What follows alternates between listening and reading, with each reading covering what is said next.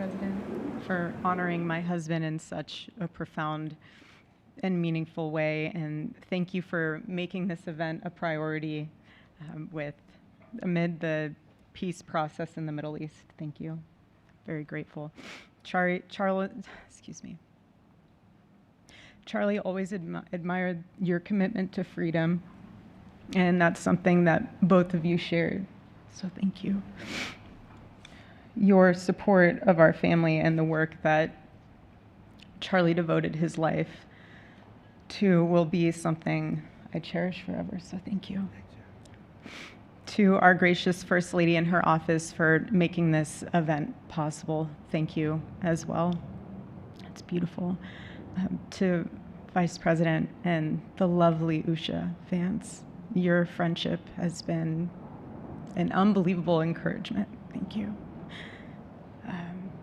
And to all our friends and family that are here and watching from all around the world, thank you for loving us. Thank you for praying for us and for believing in what Charlie believed in. And to our Turning Point USA staff and the Charlie Kirk Show staff, we love you more than you could ever know.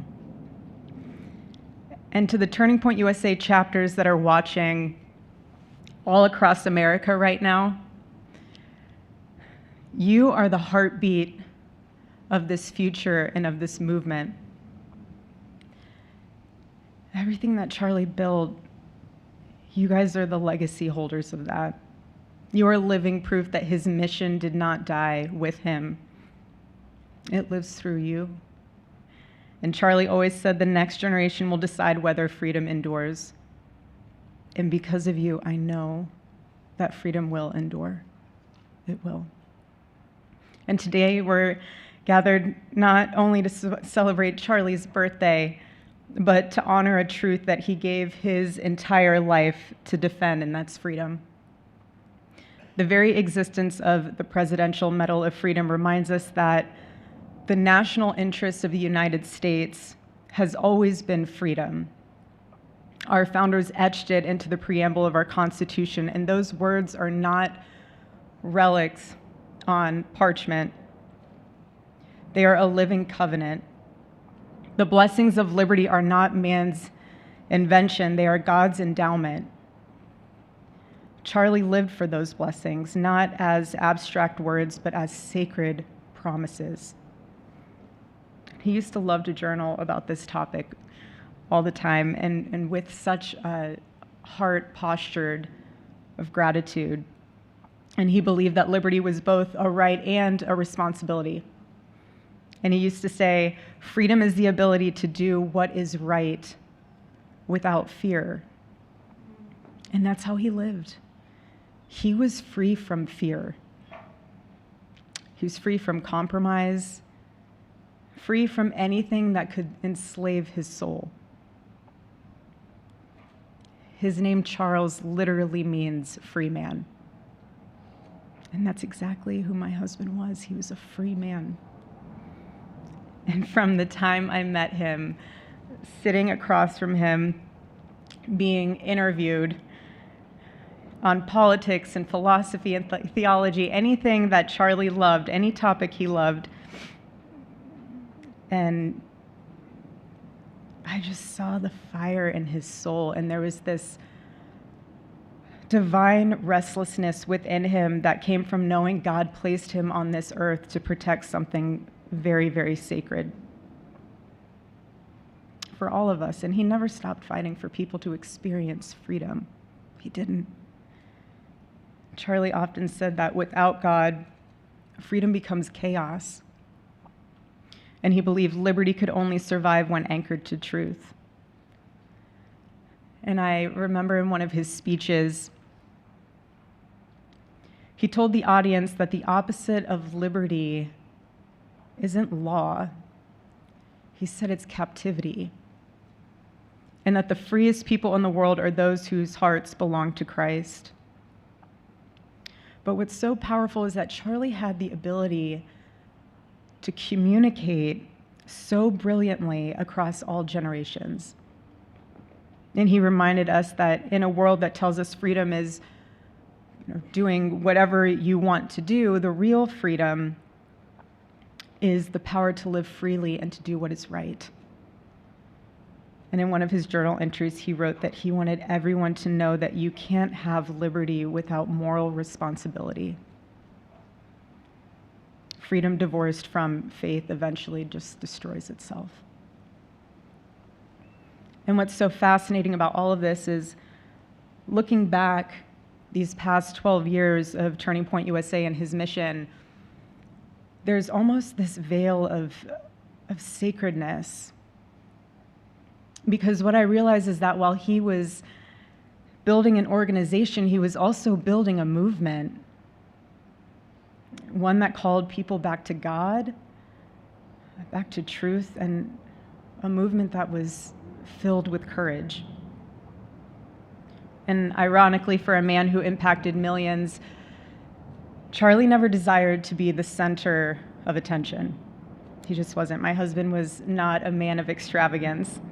He loved simple but deeply meaningful things, truly. He loved his late night walks. He loved buying more books than he could ever read because he felt there was no such thing as a book budget. And he loved being able to read to our kids the same bedtime story on repeat because he knew it was their favorite. But to him, that was special. And he loved to sit in the sun on a Saturday morning with his cup of decaf coffee, and his phone was off because he was honoring the Sabbath. And for him, it was that moment to catch his breath and just be in peace because he was unreachable at the moment. And he preferred quiet birthdays. But that never stopped me from telling him. I told him every single year, I said, baby, I love your birthday. I said, because it's the day that God knew the world couldn't go another day without you.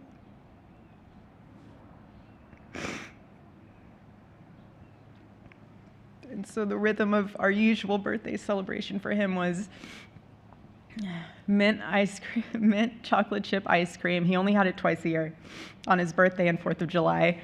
It's just, and then after that, it was back to work as usual. But last year, his one birthday wish was to see the Oregon Ducks play the Ohio State. And they won. Oregon won that night. And it was by far one of the most memorable nights of his birthday experience of his life until today. And so, honestly, President Trump, I have spent 7.5 years trying to find the perfect birthday gift for Charlie. And it's so difficult. And those of you that have spouses or loved ones, you know how difficult it is sometimes to buy a gift for someone that you love, because he wasn't a materialistic man, so that also did not help. But now I can say with confidence, Mr. President, that you have given him the best birthday gift he could ever have. Thank you.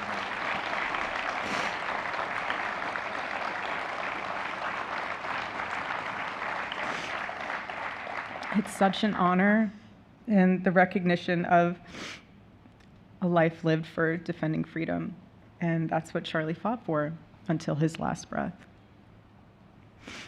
And it was written across his chest in those final moments on one of his simple t-shirts that always carried a message, and this one bearing a single word, freedom. That was the banner over his life, and that shirt was a declaration.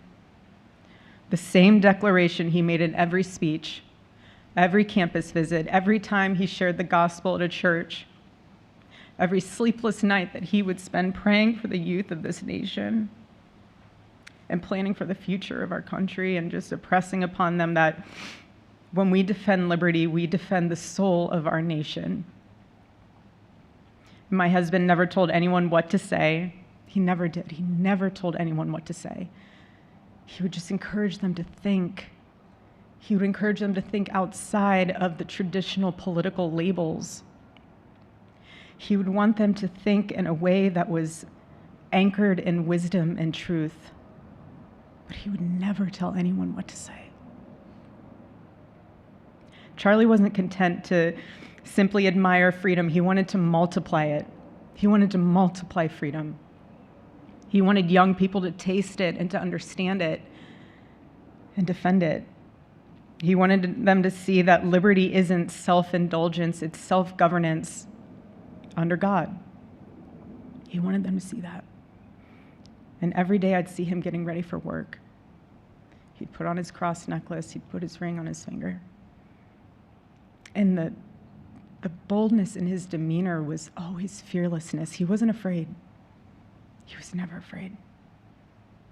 In his daily actions, whether in office or on campus or at a church, it was always without fear. That was his creed. That is how he lived out every single day. He didn't fear being slandered. He did not. He didn't fear losing friends, I can tell you that. He didn't. He didn't care. He stood for truth and stood for freedom, and he did not, everything else was just noise to him. And it's because his confidence in Christ was absolute.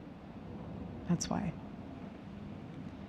There was no limit to what he would have sacrificed to defend freedom for all. And if the moment had come, he probably would have run for president, but not out of ambition. He would only have done it if that was something that he believed that his country needed from a servant's heart standpoint. And Charlie lived only 31 short years. No, he's 32, but on this side of heaven, but he lived. He lived every single second he lived. He filled every single day with purpose, and he fought for truth when it was unpopular. And he stood for God when it was costly, but that's what we're called to do. Surprisingly enough, he did pray for his enemies, which is very hard, but he did. He did. He did. No one else, I saw him do it. No, he never did it in front of anyone else, but I can attest to that. But he also loved people when it was inconvenient. And he ran his race with endurance, and he kept the faith. And now he wears the crown of a righteous martyr. And for me and for our children, the truth really steadies our grief, because heaven gained what earth could no longer contain: a free man made fully free. And to all watching, this is not a ceremony. This is a commissioning. And my message is simple. I want you to be the embodiment of this medal. I do. I want you to free yourself from fear. I want you to stand courageously in the truth. Listen for the still, small voice of God. And remember that while freedom is inherited in this country, each of us must be intentional stewards every single day. God began a mighty work through my husband, and I intend to see it through. And the torch is in our hands now. It's in mine, it's in yours, it's in all of yours. It's in all the students with Turning Point USA. And before I close, I'll share with you that I asked our daughter what she would like to say to Daddy for his birthday. Excuse me.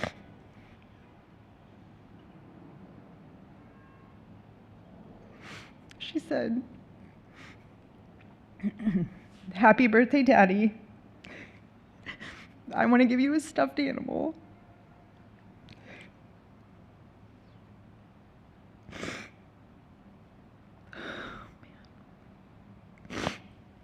I want you to eat a cupcake with ice cream, and I want you to go have a birthday surprise.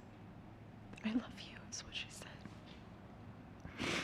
And while our son is precious, he can't yet speak, in classic Kirk family fashion, his actions spoke louder than his words, and his gift to you, Charlie, and myself for that matter, was deciding to become the man of the house and be fully potty trained at 16 months. But Charlie, baby, I know that you're celebrating in heaven today, but gosh, I miss you. We miss you, and we love you, and we promise we'll make you proud. And Charlie's life was proof that freedom is not a theory, it's a testimony. He showed us that liberty begins not in the halls of power, but in the man of a heart surrendered to God. And so today, as we honor Charlie with this incredible Presidential Medal of Freedom on his birthday, I stand here with tears and just a humbled heart and spirit, because his story reminds us all that to live free is the greatest gift, but to die free is the greatest victory. Happy birthday, my Charlie. Happy Freedom Day. God bless